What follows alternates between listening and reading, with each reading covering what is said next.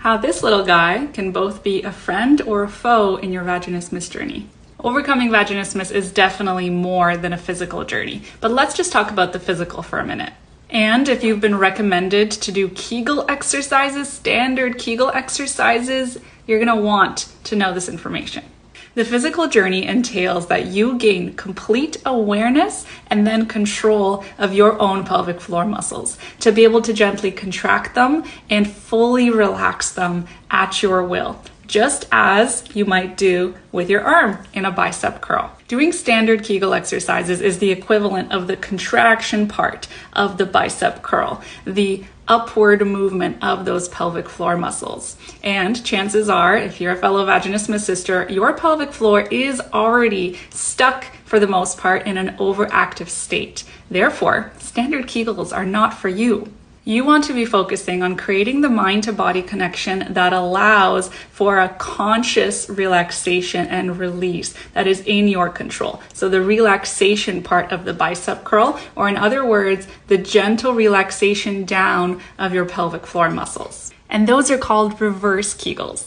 Most of us will only need to practice with reverse Kegels throughout the process. However, if at the tail end of your journey, when your muscles are no longer overactive and you have a full conscious range of motion that you're in control of, if through a pelvic floor physical therapist consult, for example, the state of your pelvic floor muscles shows that they are still weak, because remember, an overactive pelvic floor doesn't necessarily mean a strong pelvic floor, and a weak pelvic floor doesn't necessarily mean an underactive pelvic floor.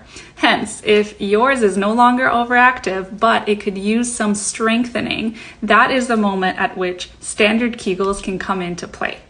For standard Kegels, remember that's the contraction portion of the bicep curl, you may use a weight to help make your training more effective and to increase the difficulty level.